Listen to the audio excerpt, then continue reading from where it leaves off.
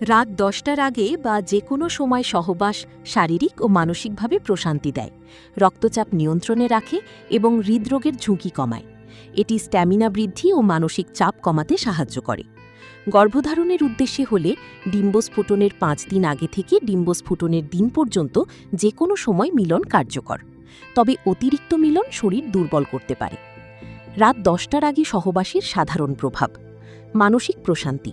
নিয়মিত মিলন অক্সিটোসিন ও endorphin hormone নিঃসরণ বাড়িয়ে মানসিক চাপ কমায়। শারীরিক সক্ষমতা। সুস্থ তরুণ বয়সে রাতে ২-৩ বার এবং মাঝারি বয়সে ১-২ বার মিলন স্বাভাবিক। তবে অতিরিক্ত মিলন ক্লান্তি ও শরীর দুর্বলতার কারণ হতে পারে। গর্ভধারণের সম্ভাবনা: নিয়মিত মাসিক চক্র থাকলে পরবর্তী মাসিকের ১৪ দিন আগে ডিম্বস্ফুটনের সময় মিলনে গর্ভধারণের সম্ভাবনা সর্বোচ্চ থাকে। স্বাস্থ্য উপকারিতা: এটি রক্ত সঞ্চালন ও হৃদযন্ত্রের স্বাস্থ্য ভালো রাখতে সাহায্য করে। সতর্কতা: ক্লান্তি। খুব বেশি মিলন করলে শরীর দুর্বল, মাথা ঘোরা ও ক্লান্তি দেখা দিতে পারে। পরিচ্ছন্নতা: ইসলামের বিধান অনুযায়ী সহবাসের পূর্বে স্বামী স্ত্রী উভয়ের পাক পবিত্র থাকা এবং সুগন্ধি ব্যবহার করা ভালো।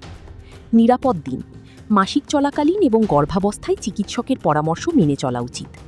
বিশেষ দ্রষ্টব্য: আপনার শারীরিক অবস্থা ও প্রয়োজন অনুযায়ী ব্যক্তিগত পরামর্শের জন্য একজন চিকিৎসকের পরামর্শ নেওয়া সর্বোত্তম।